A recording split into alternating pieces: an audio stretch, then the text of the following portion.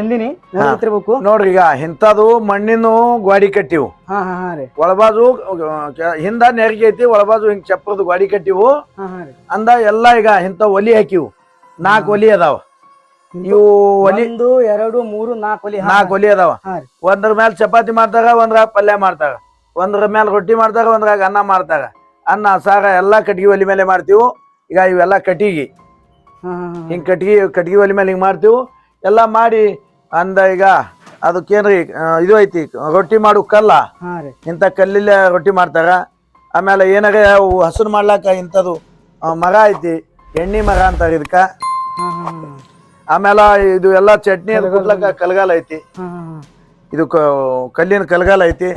ಅಂದ ಎಣ್ಣೆ ಇಂಥ ಕ್ಯಾನ್ ಆಗಿ ತೊಗೊಂಡು ಈಗ ನಮ್ಗೆ ಇಲ್ಲ ಕಪ್ಪಾಟಿಲ್ಲ ಏನಿಲ್ಲ ಇಂಥ ಇದಕ್ಕೆಲ್ಲ ಸಿಗಿಸ್ತೀವಿ. ಎಲ್ಲ ಬಳ್ಳೊಳ್ಳಿ ಅದು ಹಿಂಗೆ